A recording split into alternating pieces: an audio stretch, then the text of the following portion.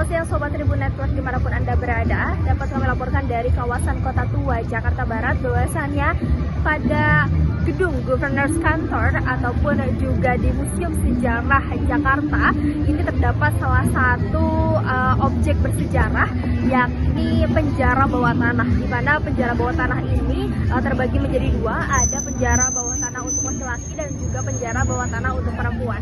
Untuk laki-laki sendiri, penjara bawah tanah ini memiliki tinggi hanya 165 cm, kemudian di dalamnya terdapat sejumlah bulatan-bulatan dari besi yang juga konon itu merupakan bulatan yang ditaruh di kaki narapidana sehingga mereka tidak bisa melarikan diri. Dan juga untuk di penjara wanita ini tingginya hanya 120 cm.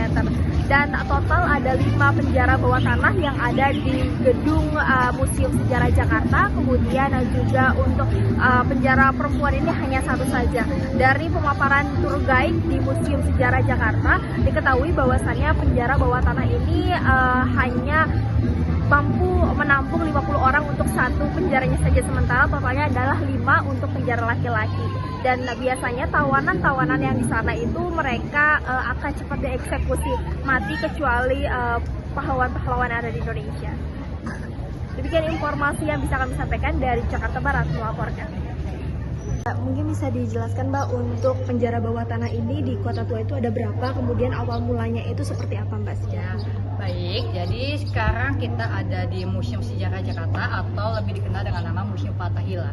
Jadi dahulunya museum ini atau gedung ini digunakan sebagai balai kota Batavia dan juga kantor pengadilan. Karena fungsinya itu sebagai kantor pengadilan, di sini kita ada penjara untuk wanita dan laki-laki. Untuk wanita kita cuma ada 1 ruangan dan untuk laki-laki kita ada 5 ruangan. Untuk gedung ini sendiri dibangun pada tanggal 25 Januari tahun 1707 di bawah pimpinan Gubernur Jenderal yang menjabat saat itu, Bapak Jenderal Johan van Hoorn, dan selesai pada tanggal 10 Juli tahun 1710 di bawah pimpinan Gubernur Jenderal yang menjabat saat itu, Abraham van Riebeeck. Dan pada tanggal 30 Maret 1974 museum ini diresmikan sebagai Museum Sejarah Jakarta oleh Bapak Ali Sadikin. Ya, jadi kalau untuk penjaranya yang pertama dulu, di sini kita ada penjara laki-laki. Jadi untuk laki-laki kita ada 5 ruangan. Jadi ruangan pertama sampai ujung sana itu sama aja, ya. Satu ruangan ini bisa dihuni 50 tahanan sekaligus. Dan kalau misalnya bisa lihat di dalam sini kita ada yang namanya bola besi. Ya, fungsi bola besinya itu apa? Jadi sebagai pemberat di kedua kakinya, sehingga para tahanan tidak bisa melarikan diri ataupun bergerak. Ya, selain itu untuk segala aktivitas seperti makan, minum, dan juga toilet, para tahanan juga melakukannya di dalam ruangan ini juga. Jadi para tahanan itu kita bagi 2 kategori, kriminal dan juga politik. Kalau kriminal itu contohnya seperti mencuri dan membunuh orang. Kalau politik kita lebih ke tahanan nasional, contohnya seperti Cut Nyak Dien dan Misalkan untuk batu-batu sendiri, kakinya itu sendiri, kenapa sih mereka itu sampai dipasung gitu? Apakah memang rentan pada saat itu tuh nanti melarikan diri atau seperti apa? Enggak, emang prosedur sebegitu aja sih Kak. Oke. Ya. Selain dipasung kayak gitu, mungkin ada penyiksaan pada saat dulu kalau misalkan di penjara bawah tanah? Oh, kalau untuk penyiksaan kita belum ada catatan resminya. Cuma sih biasanya tahanan di penjara ini cuma bisa bertahan antara 3 hari atau 1 minggu Kak. Kenapa? Jadi 83% tahanan yang ada di penjara ini meninggal dunia dulu sebelum dieksekusi. Ya, jadi ibaratnya tahanannya di sini mau wanita dan laki-laki itu hanya menunggu putusan sampai dieksekusi. Jadi orang-orang yang di sini adalah yang punya hukuman berat gitu? Sebenarnya enggak. Oh, enggak. Ya, pokoknya segala sesuatu yang melawan pemerintah Belanda akan dipenjara di sini. Oke, itu memang sudah prosedur berarti ya Mbak ya pada saat itu. Ya. Total ada berapa orang sih Mbak yang meninggal gitu di dalam penjara ini, atau juga yang pernah di penjara nih? Nah, kalau untuk yang meninggal kita nggak ada catatan resminya juga. Paling sih udah mungkin ratusan kali ya. Cuma kalau untuk penjara laki-laki ini satu ruangan bisa dihuni 50 tahanan sekaligus, dan untuk wanita antara 25 sampai 30 tahanan. Penjara ini kosong setelah tahun berapa tuh Mbak akhirnya? Pokoknya penjara ini kosong itu 1846. Okay. Nah, sedangkan eksekusi terakhir di gedung ini 1896. Ya, kenapa? Jadi ketika tahun 1846 kita pindahkan semua tahanan yang ada di sini ke Molenbeek. Molenbeek itu daerah sepanjang Harmony, dulu namanya Molenbeek. Jadi kayak ada penjara khusus. Ya. Jadi pada saat di pemerintahan Belanda itu penjara satu-satunya hanya di sini, Mbak? Ya. Ya, makanya habis itu kita bikin yang namanya penjara khusus di daerah Molenbeek. Satu lagi ada di Museum Seni Rupa dan Keramik. Dulu itu gedung pengadilan. Oke, Mbak, ini penjaranya sudah berapa kali sih Mbak kena revitalisasi gitu, Mbak? Kalau revitalisasi nggak ada sih, Kak. Oh, jadi ini real, nggak ada real perubahan? begini. Paling kalau ada perbaikan paling kayak cuma dicat ulang doang. Terus kan biasanya ada yang ngelopek kayak itu dicat ulang lagi.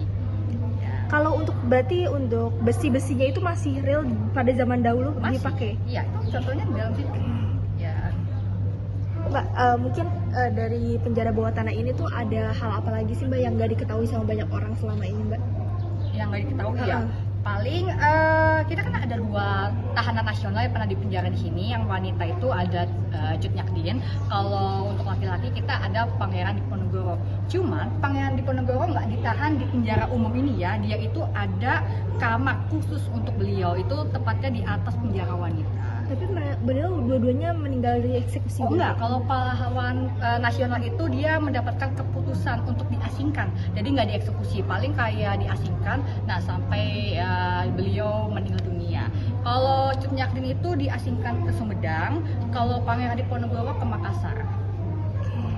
Mbak, ini berarti kan sangat mencekam sekali, Mbak. Mungkin ada